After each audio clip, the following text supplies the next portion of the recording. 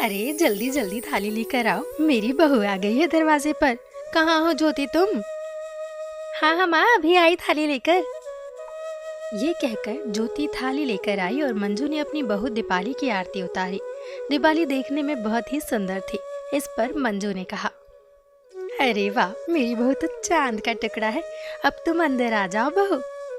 इसके बाद दीपाली अंदर आई। दीपाली को खाना बनाना बहुत ही अच्छा लगता था, जिस वजह से वो अपने घर पर अक्सर खाना बनाया करती थी। और अब शादी हो जाने के बाद वो और ज़्यादा खुश थी कि यहाँ उसे बहुत सारे पकवान बनाने पड़ेंगे। इस पर ज्योति ने मुस्कुरा कर कहा, वैसे माँ, मैंने सुना है भाभी को खाना बनाना बहुत पसंद है। हाँ बेटा, तेरी भाभी बहुत अच्छा खाना बना लेती है।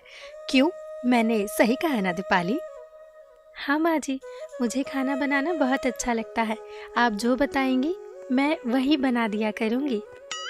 अरे वाह, अब तो मेरी मौज आने वाली है भाभी, क्योंकि वैसे भी मैं रोजाना दाल रोटी खाकर पक गई हूँ। ये कहकर ज्योति बहुत ही खुश हुई। धीरे धीरे समय गुजरा। समय के साथ दीपाली सभी का बहुत ध्यान रखा करती थी और उससे जो भी कहा जाता वो वही बना दिया करती थी, जिस वजह से दीपाली सबकी लाडली भी थी। एक दिन दीपाली रसोई में काम कर रही थी, तभी वहाँ पर ज्योति आई और बोली, अरे भाभी, मेरा चाउमीन खाने का बड़ा मन हो रहा है, क्या बना दोगी? हाँ हाँ, क्यों नहीं, थोड़ी देर रुक जाओ, मैं खाना बना लूँ फिर बना देती हूँ। नहीं भाभी, मुझे अभी खाना है। आप पहले चाउमीन बना दीजिए ना, बाद में खाना वाना बना लेना। वैसे भी अभी खाना खाएगा ही कौन? ये सुनकर दीपाली ने कुछ नहीं कहा और फिर वो चाउमीन बनाने में लग गई। तभी वहाँ पर उसका पति राकेश आया और उसने दीपाली से कहा, अरे दीपाली, मेरे कुछ दोस्त आ रहे हैं, तुम कुछ बढ़िया सा बना लेना। आपके दोस्त? पर वो तो एक हफ्ते पहले ही आए थे। हाँ हाँ, मुझे पता है, पर उन्हें तुम्हारे हाथ का खाना बहुत पसंद है, इसलिए आ रहे हैं। वो कह रहे थे कि भाभी बहुत अच्छा खाना बनाती है, तो कुछ मीठा बना लेना। ये कहकर राकेश वहाँ से चला गया, जिस पर दीपाली को काफी गुस्सा आया और उसने कहा, इन लोगों ने तो मुझे नौकरानी समझ लिया है। खाना बनाना मुझे अच्छा लगता है, इसका मतलब ये नहीं कि पूरा दिन किचन में ही पड़ी रहूं। ये कहकर वो फिर खाना बनाने लग गई, क्योंकि उसे पता था अगर वो नहीं बनाएगी तो घर में कलेश होगा। अगली सुबह दीपाली उठी नहीं, जिस पर मंजू काफी हैरान हुई और उसने ज्योति से कहा, अरे ज्योति, आज तेरी भाभी नहीं आई? वैसे तो रोजाना सुबह ही खाना बना लेती है। हाँ माँ, मैं कमरे में देख कर आती हूँ कि भाभी को क्या हुआ है। ये कहकर ज्योति कमरे में आई तो उसने देखा कि दीपाली लेटी हुई थी। उसे इस तरह देखकर ज्योति ने कहा, क्या हुआ भाभी, आप अभी तक उठी नहीं? मेरी तबीयत खराब है, बस इस वजह से। क्या हो गया आपको? लगता है बुखार आ गया है, कल ज़्यादा काम कर लिया था। अरे भाभी, बुखार ही तो आ गया है, इसमें कौन सी बड़ी बात है। चलिए मैं दवाई देती हूँ, फिर आप खाना बना लीजिए। मेरा आज मैगी खाने का मन है, तो आप वही बनाना। ये कहकर ज्योति ने दवाई दी और वहाँ से चली गई, जिस पर दीपाली ने अपने आप से कहा, हे भगवान, ये लोग कैसे हैं? मुझे बुखार है और इन्हें खाने की पड़ी है। मैं तो सोचती थी कि मेरे ससुराल वाले बहुत अच्छे हैं, पर अब पता लगा इन्हें तो मेरी कोई फिक्र ही नहीं। इसके बाद दीपाली ने दवाई खाई और वो फिर से किचन में आकर काम करने लगी, पर रात को उसे बहुत तेज फिर से बुखार आ गया, जिस पर उसने राकेश से कहा, सुनिए, मुझे बुखार आ गया है, तो अब दवाई ले आना।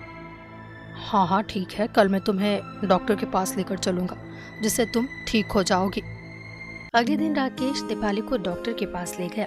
डॉक्टर ने जब दीपाली को देखा तो राकेश से कहा, अरे आपकी बीवी तो काफी ज्यादा कमजोर है, कि सेहत का ध्यान रखिए, इनसे ज्यादा काम मत करवाइए। ठीक है डॉक्टर, मैं इस बात का ध्यान रखूंगा। इसके बाद राकेश दीपाली को घर ले आया, जिस पर मंजू ने कहा, क्या बताया डॉक्टर ने? माँ, डॉक्टर कह रहा था कि दीपाली को आराम की जरूरत है। अरे डॉक्टर तो ऐसा ही कहते रहते हैं, उन्हें तो बस पैसे ऐंठने होते हैं। अरे बहू, दवाई खा और जल्दी से खाना बना ले, वैसे भी आज मेरी सहेलियां आ रही है। ये सुनकर दीपाली बुरी तरह दुखी हुई और उसने मंजू से कहा, माँ जी, मुझसे नहीं होगा, आप और ज्योति दीदी बना लीजिए, मेरी तबीयत ठीक नहीं है। अरे बहू, क्या बात हुई है? दवाई खा लो ना, ठीक हो जाओगी। हाँ, कह तो रही हूँ मैं। माँ जी, मैं दवाई तो खा लूंगी, फिर भी मुझसे अकेले काम नहीं होगा। आप ज्योति से कह दे, वो मेरा हाथ बटा देगी। ज्योति क्यों बनवाएगी? अरे वैसे भी 1-2 साल में उसकी शादी हो जाएगी, फिर उसे खाना ही बनाना है, अभी तू बना ले। ये सुनकर दीपाली चुप हो गई और फिर उसने खाना बना दिया। पर दीपाली को एक बात समझ आ गई थी कि उसके ससुराल वाले सिर्फ उसका फायदा उठा रहे हैं और अब उसने अपने ससुराल वालों को सबक सिखाने का सोच लिया था। समय तेजी से गुजरा और समय के साथ दिवाली आने वाली थी, जिस वजह से दीपाली घर के कामों में लगी हुई थी क्योंकि उसकी नंद उसकी बिल्कुल भी मदद नहीं करती। तभी वहाँ पर मंजू आई और बोली, अरे दीपाली, इस बार बहुत सारी मिठाई बना लेना, क्योंकि पिछली बार तो तुम थी नहीं तो सारी बाजार से आई थी। अरे बड़ी बेस्वाद सी थी। पर माँ जी, मुझे तो मिठाई बनाना आता ही नहीं है, सिर्फ काले रसगुल्ले ही बनाने आते हैं। अरे तुम्हें जो आता है तुम वही बना लेना, पर बहुत सारे बनाना, हाँ, क्योंकि हमारे यहाँ बहुत सारे रिश्तेदार आते हैं। ये सुनकर दीपाली ने हाँ में सिर हिला दिया। घर की साफ सफाई होने के बाद वो रसगुल्ले बनाने में लग गई, क्योंकि दिवाली को अब बस 2-3 दिन ही बचे थे। आज ही सारे बनाकर रख दूंगी, वैसे भी मुझसे ये रोज रोज नहीं बनते। यही सोचकर उसने बहुत सारे काले रसगुल्ले बना लिए और अपने कमरे में आराम करने चली गई। शाम के समय जब वो किचन में आई तो हैरान थी, क्योंकि काले रसगुल्ले आधे रह गए थे। उन्हें देखकर उसने कहा, हे राम, ये क्या हुआ? रसगुल्ले कहाँ चले गए? इसके बाद वो बाहर आई और उसने ज्योति से कहा, अरे ज्योति, किचन में एक थाल भरकर रसगुल्ले रखे थे, वो कहाँ चले गए? अरे भाभी, वो रसगुल्ले तो हमने खा लिए, और वैसे भी भैया के कुछ दोस्त आए थे तो हमने उन्हें भी दे दिए। ये सुनकर दीपाली अपने कमरे में आई और बोली, बहुत रसगुल्ले खाते हैं ना, अब मैं दिवाली पर ऐसे रसगुल्ले खिलाऊंगी कि आगे से ये कभी भी रसगुल्ला क्या मुझसे कुछ डिमांड नहीं करेंगे। इसके बाद दिवाली वाले दिन दीपाली ने बहुत सारे रसगुल्ले बनाए और अपने आप से कहा, खाओ खाओ, आराम से, जितना मन है उतने खाओ, मैं नहीं रोकने वाली। तभी अचानक राकेश के दोस्त गगन और सोनू आ गए। उन्हें देखकर वो काफी हैरान हुई। वहीं जब उनकी नजर दीपाली पर गई तो उन्होंने कहा, हैप्पी दिवाली भाभी जी। हाँ, हैप्पी दिवाली भाभी जी, आप तो काफी अच्छे रसगुल्ले बनाती है, हमने उस दिन खाए थे। ये सुनकर दीपाली बहुत खुश हुई और उसने उन लोगों से कहा, तो मैंने आज भी बहुत सारे रसगुल्ले बनाए हैं, बताइए तो मैं ले आऊं? हाँ भाभी जी, पर 1-2 मत लाना, हमारा उससे कुछ नहीं होता, कम से कम 5-6 लाना। आप चिंता क्यों कर रहे हैं, हम आप लोगों के लिए 10-10 लाएंगे। ये कहकर दीपाली उन सबके लिए रसगुल्ले ले गई, जिस पर वो काफी खुश हुए। वहीं उन तीनों को खाता हुआ देख ज्योति के मुंह में भी पानी आ गया और वो भी किचन में जाकर खुद रसगुल्ले खाने लगी। तभी वहाँ पर मंजू आई और उसने ज्योति से कहा, अरे सारे अभी खा लोगी क्या, रात के लिए भी तो छोड़ो। अरे माँ, भाभी फिर बना देंगी, आप भी खाइए ना।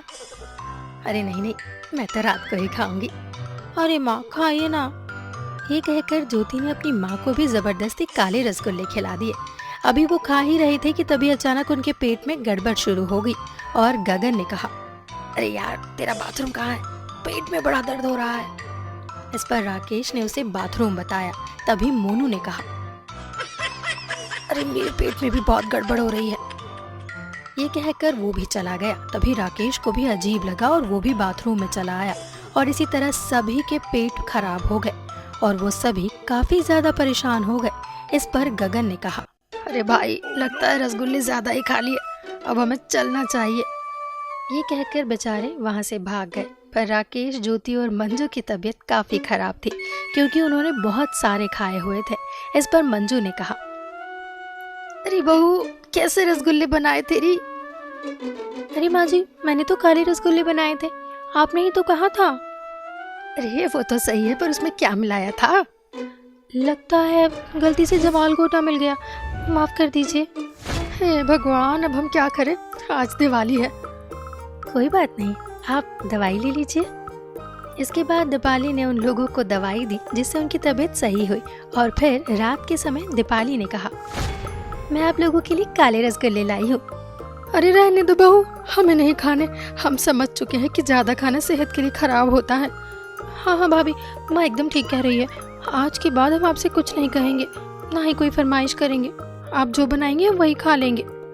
ये सुनकर दिवाली बहुत खुश हुई और उसने मुस्कुरा कर कहा, हैप्पी दिवाली, चलिए हम लोग पटाखे चलाते हैं। क्यों ज्योति, सही कहा ना? आपको भी हैप्पी दिवाली भाभी।